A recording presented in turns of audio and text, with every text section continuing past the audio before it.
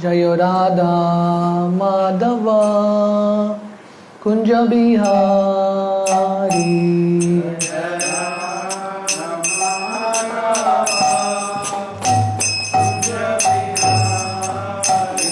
जय राधा माधव कुंज बिहारी।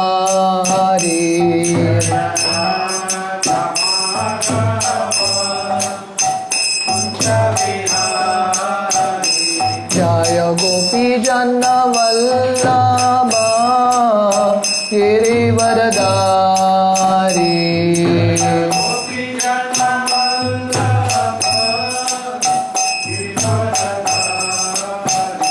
जय गोपी जन वल्लभ गिरिवरधारी।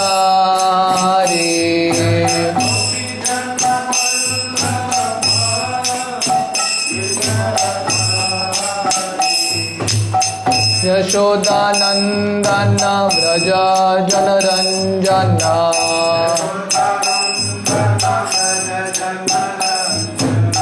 यशोदानंदन व्रज जनरंजन।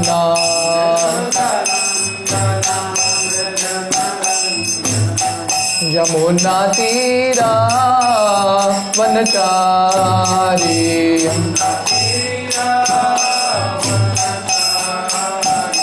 यमुना तीरा वनचारी।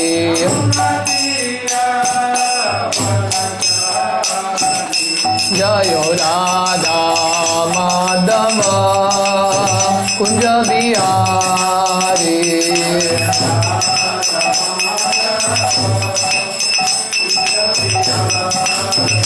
जय गोपी जन वल्लभ गिरिवरधारी।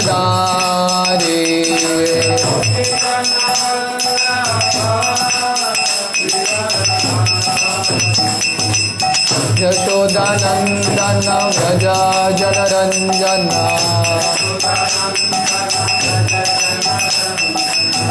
यशोदानंदन व्रज जनरंजन।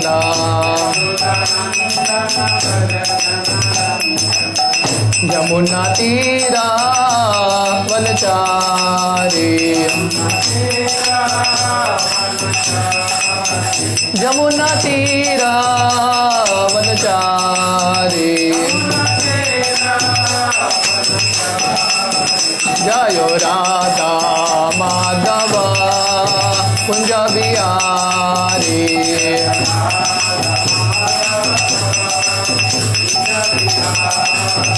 जय राधा माधव कुंज बिहारी।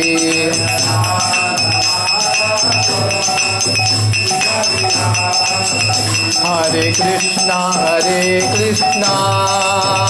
कृष्णा कृष्णा हरे हरे। हरे राम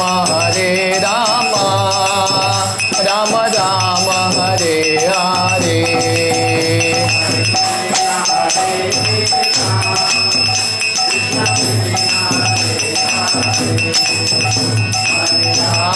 हरे राम राम राम हरे हरे। हरे कृष्णा कृष्णा कृष्णा हरे हरे। हरे राम राम राम हरे हरे।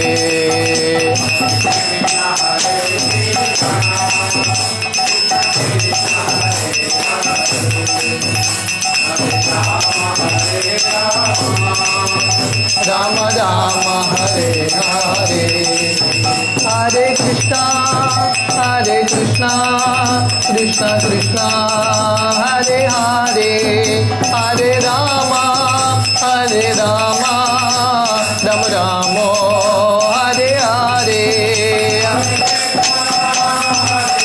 हरे।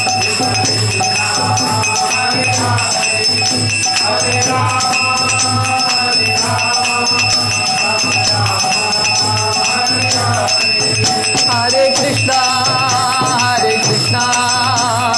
कृष्णा हरे हरे। हरे Ram Hare Rama, Rama Rama, Hare Hare.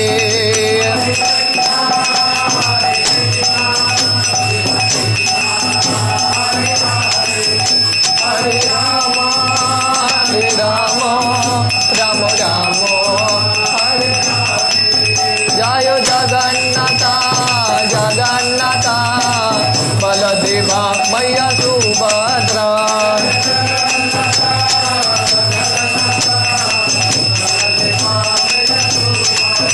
Jayo Gauranitai, Gauranitai, Gauranitai, Jayo Gauranitai.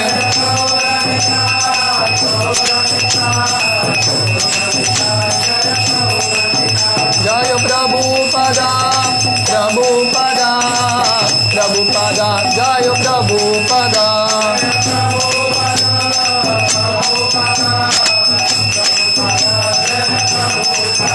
Jayo Guru Deva, Guru Deva, Guru Deva, Jayo Guru Deva.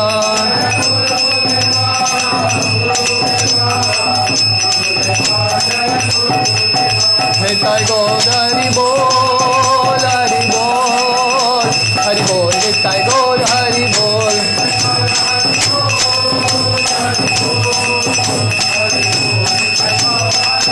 Nitai Gaur Hari Bol, Hari Bol, Hari Bol, Nitai Gaur Hari Bol.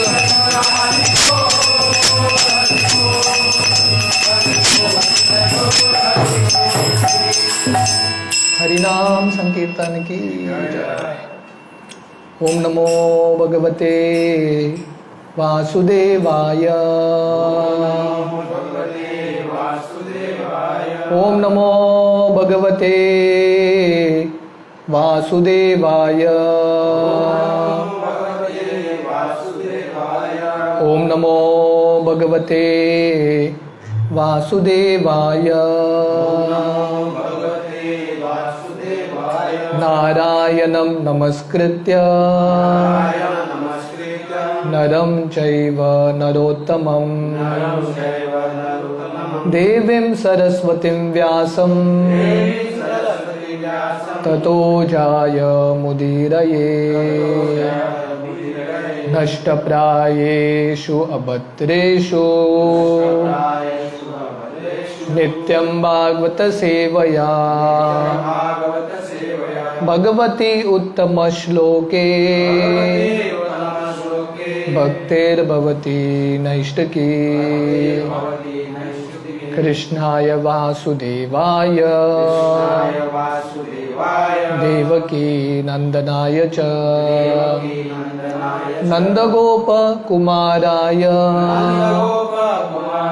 गोविंदाय नमो नमः। नमो पंकजनाभाय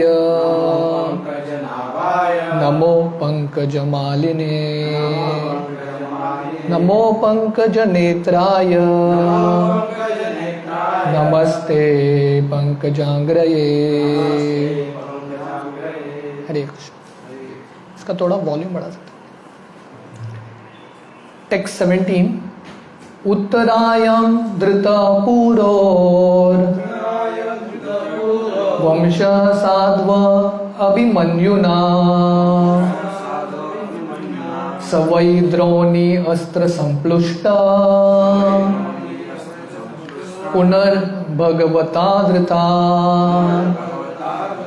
word to word. उत्तरायाम unto Uttara Dhritaha conceived Puro of Puru Vamshaha descendant Sadhu Abhimanyuna by the hero Abhimanyu. Saha he why certainly Drauni Astra by the weapon of Drauni the son of Drona. Samplushtaha being burnt. Punaha again for the second time. Bhagavata by the personality of Godhead. Dhritaha was protected. Translation. The embryo of Puru's descendant begotten by the great hero Abhimanyu in the womb of Uttara his wife was burnt by the weapon of the son of Drona, but later he was protected by the Lord. तो यहाँ पे उद्धव जी विदुर को बता रहे हैं कि कुरुक्षेत्र के रणभूमि के बाद जब अश्वत्थामा द्रोणाचार्य का पुत्र ब्रह्मास्त्र छोड़ता है परीक्षित को मारने के लिए, तो परीक्षित अभी उत्तरा के गर्भ में है और उत्तरा अभिमन्यु की पत्नी है। तो एक्चुअली ये ब्रह्मास्त्र ने पूरी तरीके से ये जो शिशु है गर्भ में उसको पूरी तरीके से जला दिया था, पर भगवान ने फिर से और एक जीवन दिया, पुनर्भगवता धृतः, भगवान ने रक्षा करके और एक जिंदगी परीक्षित को दिया। Purport: The embryonic body of Parikshit, which was in formation after Uttara's pregnancy by Abhimanyu, the great hero, was burned by the Brahmastra of Ashwatthama. But a second body was given by the Lord within the womb, and thus the descendant of Puru was saved. तो actually Uttara के गर्भ में अश्वत्थामा ने पूरी तरीके से जला दिया था परीक्षित के शरीर को, पर कृष्ण ने और एक शरीर दिया परीक्षित को, क्योंकि भगवान इतना प्रेम करते हैं पांडवों से। This incident is the direct proof that the body and the living entity, the spiritual spark are different. तो प्रभुपाद यहाँ पे बता रहे हैं, इससे और एक महत्वपूर्ण पॉइंट है कि आत्मा और शरीर अलग है, क्योंकि परीक्षित का जो शरीर है माँ के गर्भ में जल चुका था, पर भगवान ने और एक शरीर दिया, पर आत्मा वहीं पे था। When the living entity takes shelter in the womb of a woman through the injection of semen of a man, there is an emulsification of the man's and women's discharges, and thus a body is formed the size of a pea and gradually developing into a complete body. तो भागवतम के तीसरे स्कंद में यह विस्तार से वर्णन आता है, जब पुरुष से वीर्य माँ के गर्भ में, स्त्री के गर्भ में प्रवेश करता है, तो इन दोनों के समन्वय से पहला शरीर धीरे धीरे बढ़ता है। तो यहाँ पे वर्णन है, पहला एक पी की तरफ, एक छोटे से पी को क्या बोलते हैं, जो बीन्स होता है, छोटे से एक बीन की तरह होता है, धीरे धीरे ये शरीर का बढ़ावा होता है। But if the developing embryo is destroyed in some way or the other, the living entity has to take shelter in another body or in the womb of another woman. तो जनरली अगर किसी आत्मा ने माँ के गर्भ में प्रवेश किया है, आश्रय लिया है, किसी कारणवश वो जो शरीर है चला गया, मिट गया, तो वो आत्मा को और एक शरीर में जाना पड़ता है, और एक माँ के गर्भ में। The particular living entity who was selected to be the descendant of Maharaj Puru or the Pandavas was not an ordinary living entity, and by the superior will of the Lord he was destined to be the successor of महाराज युधिष्ठिर। तो generally Prabhupada बता रहे हैं, rule है कि माँ के गर्भ में जीव जो प्रवेश करता है उसका शरीर का अंत होता है किसी ना किसी कारण से, उसको और एक गर्भ में जाना पड़ता है। पर ये जो जीव हैं, जो परीक्षित महाराज उत्तरा के गर्भ में जाते हैं, ये साधारण जीव नहीं है, भगवान के पार्षद है। इसलिए भगवान का इच्छा था महाराज युधिष्ठिर के बाद परीक्षित को राज्य करना चाहिए। Therefore, when Ashwatthama destroyed the embryo of Maharaj Parikshit, the Lord by his own internal potency entered into the womb of Uttara by his plenary portion, just to give audience to the would-be Maharaj Parikshit who was in danger. तो जब अश्वत्थामा ने ब्रह्मास्त्र छोड़ा था परीक्षित को मारने के लिए, जलाने के लिए, कृष्ण स्वयं प्रवेश करते हैं उत्तरा के गर्भ में और परीक्षित को दर्शन देते हैं और परीक्षित की रक्षा करते हैं। By his appearance within the womb, the Lord encouraged the child and gave him complete protection in a new body by his omnipotency. तो भगवान जाके प्रेरणा देते हैं परीक्षित को, आप चिंता मत करो, परीक्षित को और एक शरीर देते हैं। By his power of omnipresence, he was present both inside and outside of Uttara and other members of the Pandav family. तो भगवान इतना घनिष्ठ प्रेम करते हैं पांडवों से, भगवान उत्तरा के गर्भ में भी प्रवेश करने के लिए तैयार है। भगवान बाहर भी हैं और उत्तरा के गर्भ में भी है। तो ये भगवान का प्रेम है, खास प्रेम है पांडवों के प्रति। टेक्स्ट 18, अजाजयत धर्मसुतम अश्वमेधे स्त्रिभिर्विभु सोपी क्षमाम अनुजय रक्षन् रेमे कृष्णम अनुव्रतः। word to word, Ayajayat, made to perform Dharma Sutam by the son of Dharma, Maharaj Yudhishthir, Ashwamedhai by horse sacrifices, Tribi, 3, Vibhuhu, the Supreme Lord, Saha, Maharaj Yudhishthir, Api also, Shamam, the earth, Anujai, assisted by his younger brothers, Rakshan, protecting, Reme, enjoyed, Krishnam, Krishna, the personality of Godhead, Anuvrataha, constant follower. Translation. The Supreme Lord induced the son of Dharma to perform 3 horse sacrifices, and Maharaj Yudhishthir, constantly following Krishna, the personality of Godhead, protected and enjoyed the earth, assisted by his younger brothers. तो यहाँ पे वर्णन है कि कृष्ण प्रेरणा देते हैं युधिष्ठिर महाराज को. तो ये जो लीला है इसका वर्णन पहले भी किया था उद्धव जी ने. कृष्ण प्रेरणा देके युधिष्ठिर महाराज 3 अश्वमेध यज्ञ करते हैं. तो जनरली राजा को, धरती के राजा को 1 अश्वमेध यज्ञ करना भी बहुत मुश्किल है, बहुत कष्ट है, और वो भी ये द्वापर युग के अंत में है, कलयुग के शुरुआत में, तो संभव ही नहीं है. 1 नहीं 3 करते हैं युधिष्ठिर महाराज, भगवान के प्रेरणा से, भगवान की कृपा से. और यहां पे वर्णन है क्योंकि युधिष्ठिर महाराज कृष्ण का पालन करते हैं. रेमे कृष्ण अनुव्रतः, अनुव्रतः का मतलब है कॉन्स्टेंटली फॉलोइंग, निरंतर रूप से युधिष्ठिर भगवान कृष्ण के सुझाव के अनुसार चलते हैं. तो ये भक्त का लक्षण है.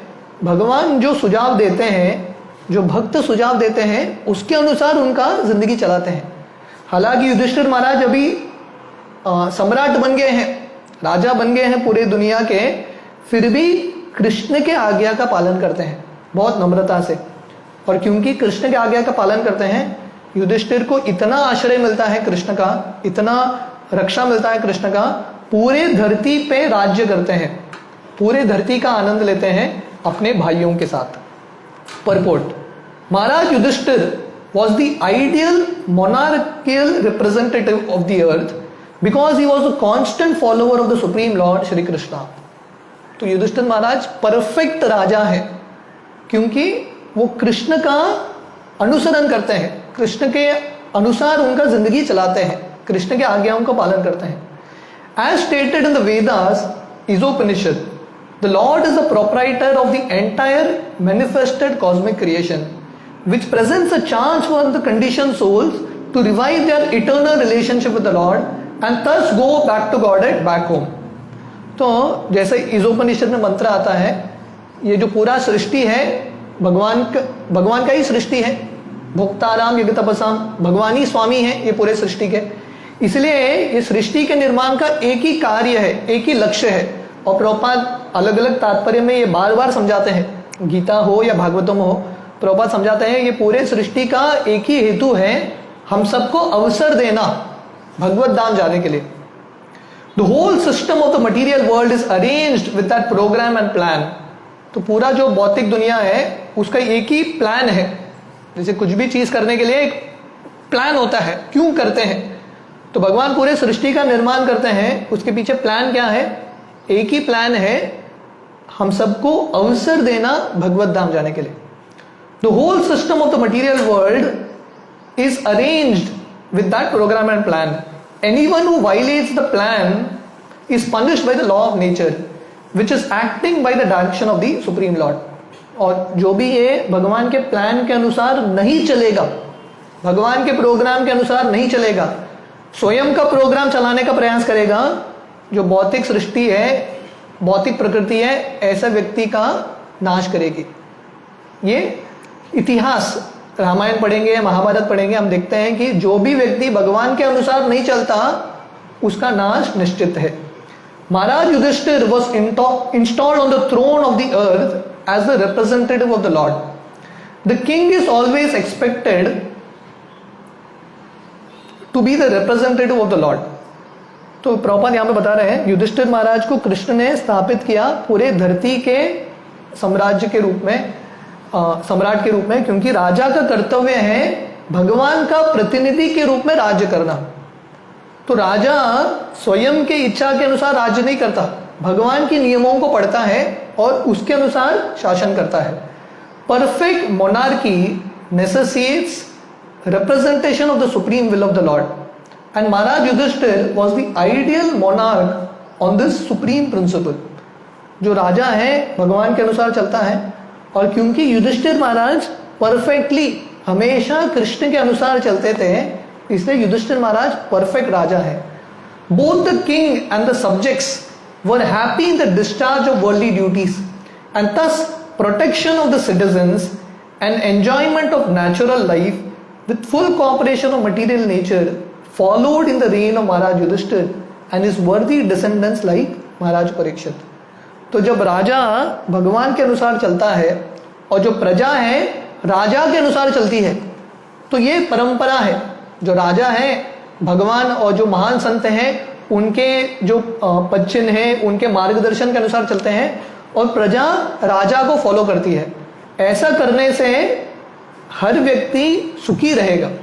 तो यहाँ पे वर्णन है नेचुरल एंजॉयमेंट, जो भी ये दुनिया में सुख चाहिए हर व्यक्ति को मिलेगा अगर भगवान के नियमों के अनुसार हम चलेंगे.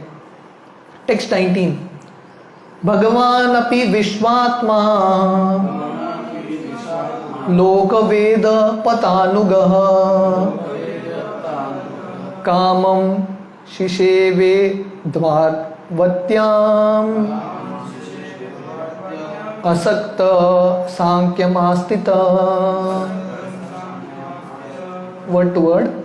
Bhagavan, the personality of Godhead, Api also, Vishwatma, the super soul of the universe, Loka, customary, Veda, Vedic principles, Pata, Anugaha, follower of the path, Kaman, the necessities of life, Shisheve, enjoyed, Dwarvatyam, the city of Dwarka, Asaktaha, without being attached, Sankyam, knowledge in Sankhya philosophy, Astita, being situated.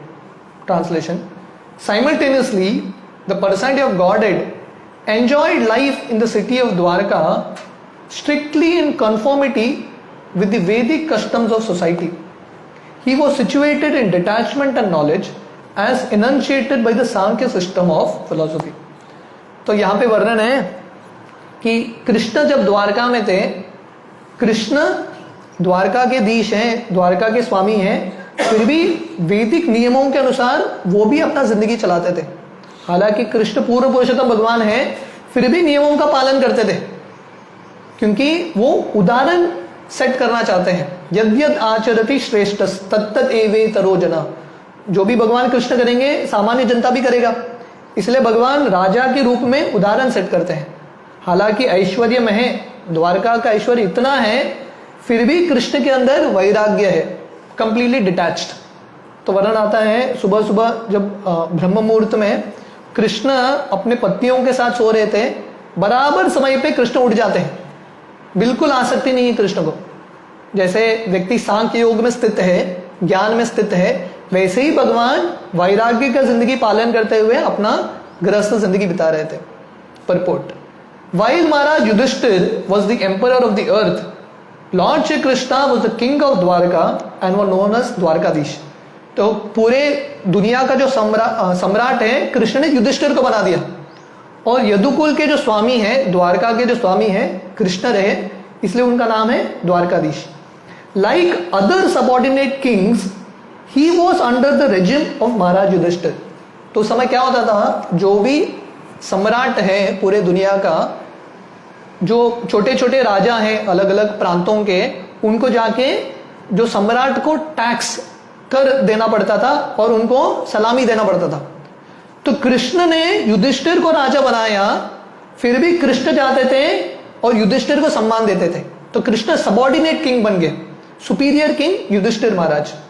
Although Lord Shri Krishna is the supreme emperor of the entire creation, while he was on this earth, he never violated the principles of Vedic injunctions because they are the guide for human life. हालांकि कृष्ण स्वामी हैं, सब राजाओं के राजा हैं कृष्ण, फिर भी कृष्ण वैदिक जो नियम है उसका पालन करते हैं. ब्राह्मणों को सम्मान देते हैं, गायों को सम्मान देते हैं, वरिष्ठों को सम्मान देते हैं. Regulated human life according to the Vedic principles, which are based on the system of knowledge called Sankhya philosophy, is the real way of enjoyment of the necessities of life. तो मनुष्य जिंदगी मतलब रेगुलेट करना, पशु की तरह सब कुछ करना नहीं, नियमित रूप से रेगुलेट करना हमारे इंद्रियों को, और ऐसा जब करेंगे जो भी हमको जरूरत है प्रकृति देगा। Without such knowledge, detachment and custom, the so called human civilisation is no more than an animal society of eat, drink, be merry and enjoy. तो चार चीज प्रभुपाद यहाँ पे बता रहे हैं, तीन चीज, सॉरी, नॉलेज, ज्ञान, वैराग्य, कस्टम। कस्टम का मतलब है संस्कृति, सदाचार। तो ये तीन चीज बहुत इंपॉर्टेंट है। मनुष्य जिंदगी मतलब ज्ञान होना चाहिए, क्या सही है क्या गलत है, क्या भौतिक है क्या आध्यात्मिक है, ज्ञान होना चाहिए, और ज्ञान के अनुसार चलना चाहिए, वैराग्य का जिंदगी। और तीसरा सदाचार, कस्टम्स, संस्कृति होना चाहिए। अगर ये तीन चीज मनुष्य जिंदगी में नहीं है तो मनुष्य पशु की तरह है। आहार निद्रा भय मैथुनम च सामान्य एतत् पशुभिर नराणाम धर्मो ही तेषाम अधिको विशेषो धर्मेन हीन पशुभि समान। अगर ये धर्म नहीं है, बेसिक संस्कृति नहीं है, तो पशु का समाज है। The Lord was acting freely as he willed, yet by his practical example he taught not to lead a life which goes against the principle of detachment and knowledge। तो भगवान पूर्ण पुरुषोत्तम है, उनको कोई सीमा में बांध नहीं सकता, रूल्स एंड रेगुलेशंस में कोई भगवान को बांध नहीं सकता, फिर भी भगवान रूल्स एंड रेगुलेशंस फॉलो करते हैं हम सबको उदाहरण सिखाने के लिए कि कैसे मनुष्य जिंदगी में वैराग्य और ज्ञान बहुत इंपॉर्टेंट है। इसलिए सार्वभौम भट्टाचार्य श्री चैतन्य महाप्रभु का गुणगान करते हुए एक श्लोक की रचना करते हैं, वैराग्य विद्या निज भक्ति योग शिक्षार्थमेक पुरुष पुराण श्री कृष्ण चैतन्य शरीरधारी कृपा बुद्धि यस्तम अहम प्रपद्ये। तो चैतन्य महाप्रभु को प्रणाम करते हैं और बोलते हैं कि भगवान का अवतार हुआ है वैराग्य विद्या निज भक्ति योग। भगवान आए हैं तीन चीज सिखाने के लिए, वैराग्य, विद्या और स्वयं का भक्ति। भक्ति कैसे करना है, तो वैसे यहाँ पे कृष्ण स्वयं के उदाहरण से सिखा रहे हैं कि कैसे हर एक व्यक्ति को वैराग्य का पालन करना चाहिए और विरक्ति का पालन करना चाहिए। Attainment of knowledge and detachment as very elaborately discussed in Sankhya philosophy is the real perfection of life. तो मनुष्य जिंदगी का लक्ष्य है वैराग्य का मार्ग, ज्ञान का मार्ग। नॉलेज मीन्स, तो ज्ञान का मतलब क्या है? Knowledge means to know that the mission of human form of life is to end all the miseries of material existence and that in spite of having to fulfill the bodily necessities in a regulated way one must be detached from such animal life। तो ज्ञान का मतलब है मनुष्य जिंदगी का जो मूल्य है वो समझना और उसको सफल बनाना। ये जो पीड़ा है ये दुनिया में, जन्म मृत्यु जरा व्याधि, इससे उठ के आध्यात्मिक जिंदगी प्राप्त करना, भगवत धाम जाना। तो इसके लिए वैराग्य का जिंदगी, विरक्ति का जिंदगी, fulfilling the demands of the body and animal life and fulfilling the mission of spirit soul is the human mission। तो प्रभुपाद बता रहे हैं शरीर का जो जरूरत है उसको पूरा करना पशुओं का कर्तव्य है, पशुओं का जिंदगी है। मनुष्य का जिंदगी क्या है? ह्यूमन मिशन, आत्मा को संतुष्ट करना, आत्म साक्षात्कार मनुष्य का हेतु है। तो कृष्ण अपने उदाहरण से हम सबको सिखा रहे हैं कि कैसे वैराग्य और ज्ञान के अनुसार हमको जिंदगी बिताना है। टेक्स्ट 20, स्निग्ध स्मितावलोकेन वाचा पीयूष कल्पया चरितेना वदन्येन श्रीनिकेतन चात्मना। वर्ड टू वर्ड, स्निग्ध gentle, smita avalokena by a glance with a sweet smile, vacha by words, piyusha kalpaya compared to nectar, charitrena by character, anvadayena without flaw, shri fortune, niketana residence, cha and atmana by his transcendental body। Translation: He was there in his transcendental body, the residence of the goddess of fortune. With his usual gentle and sweetly smiling face, his nectarian words and his flawless character. तो यहाँ पे वर्णन है जब कृष्ण द्वारका में थे, श्री निकेतन जो लक्ष्मी हैं उनके वक्षस्थल पे निवास करती थी और कृष्ण उनके स्मित हास्य से और सुंदर शब्दों से और परफेक्ट कैरेक्टर, फ्लॉलेस कैरेक्टर, अन्वदयेन का मतलब है उनके जो चरित्र है उसमें बिल्कुल दोष नहीं था। इस तरह से कृष्ण द्वारका में अपना लीला कर रहे थे। Report in the previous verse it is described that Lord Krishna being situated in the truths of Sankhya philosophy is detached from all kinds of matter. तो पिछले श्लोक में वर्णन है कि कृष्ण क्योंकि वैराग्य का पालन कर रहे हैं इसलिए उनको ये भौतिक प्रकृति के प्रति विरक्ति है, उनको आसक्ति नहीं है दुनिया के प्रति। In the present verse it is describe that he is the residence of the goddess of fortune. तो पिछले श्लोक में वर्णन क्या है कि कृष्ण पूरी तरीके से विरक्त है, पर यहां पे वर्णन क्या है, श्री निकेतन, उनके वक्षस्थल पे उनके जिंदगी में लक्ष्मी जी स्वयं निवास करती है। These two things are not contradictory। तो कैसे हो सकता है कि कृष्ण विरक्त हैं और लक्ष्मी के स्वामी हैं? तो ऐसा ऑपोजिट लगता है, पर प्रभुपाद यहां पे बता रहे हैं ये कॉन्ट्रडिक्टरी नहीं है। Lord Krishna is detached from the variegatedness of the inferior nature, but he is in his eternal blissful enjoyment of spiritual nature और हिज इंटरनल पोटेंसी। तो कृष्ण ये भौतिक प्रकृति से विरक्त है, पर कृष्ण आनंद लेते हैं उनके आध्यात्मिक प्रकृति में, spiritual nature. One who has poor fund of knowledge can not understand this distinction between the external and internal potencies. तो जो कम बुद्धिमान लोग हैं उनको इसमें फर्क समझ में नहीं आता, इन दोनों में बहुत फर्क है। इसलिए हमको भी ये भौतिक प्रकृति से विरक्ति प्राप्त करके हमको आध्यात्मिक प्रकृति उसमें आनंद प्राप्त करना है, हमारे आध्यात्मिक स्वरूप में आनंद प्राप्त करना है। In Bhagavad Gita the internal potency is described as para prakriti. In the Vishnu Purana also the internal potency of Vishnu is described as parashakti. तो दो तरह के शक्तियां हैं भगवान के, अपराशक्ति और पराशक्ति। पराशक्ति का मतलब है आध्यात्मिक शक्ति और अपराशक्ति का मतलब है भौतिक शक्ति। The Lord is never detached from the association of parashakti. तो कृष्ण किससे विरक्त हैं? भौतिक प्रकृति से विरक्त हैं, पर कृष्ण हमेशा किसके साथ रहते हैं? अपने पराशक्ति के साथ रहते हैं, अपने अंतरूनी शक्ति के साथ। This parashakti and her manifestations are described in the Brahma Samhita 5.37 as आनंद चिन्मय रस प्रतिभाविताभि।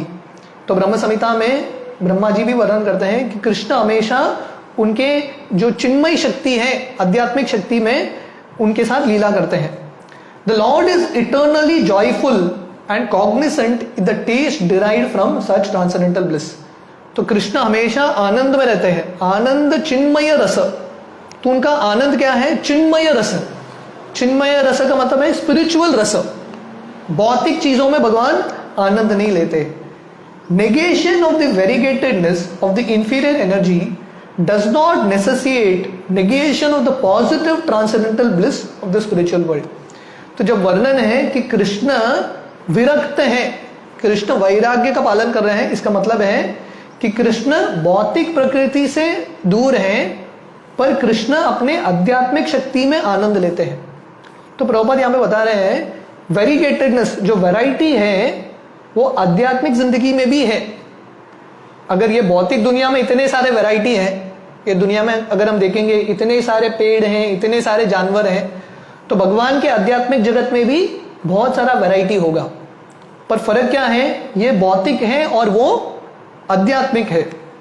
Therefore the Lord's gentleness, his smile, his character and everything related to him are all transcendental। इसलिए भगवान का जो मधुर वाक्य है, भगवान का जो स्मित हास्य है, उनका जो चरित्र है और भगवान के संबंधित जो भी चीज है, सब कुछ आध्यात्मिक है, भौतिक नहीं है। Such manifestations of the internal potency are the reality of which the material shadow is only a temporary representation from which everyone with poor fund of knowledge, with proper knowledge must be detached.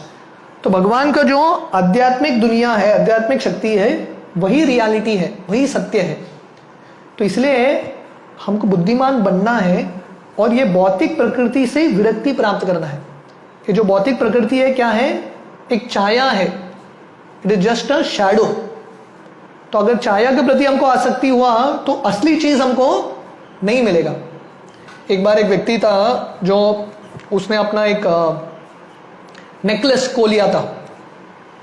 अपना एक what you से for necklace, हार, जो कीमती हार है, सोने का हार, उसने खो लिया था. एक कौवा आके लेके गया और उसने देखा कि नदी के तट पे, नदी के अंदर, पानी के अंदर वो नेकलेस है. तो छलांग लगाने का प्रयास कर रहा है पर उसको वो नेकलेस मिल ही नहीं रहा है, हार मिल ही नहीं रहा है.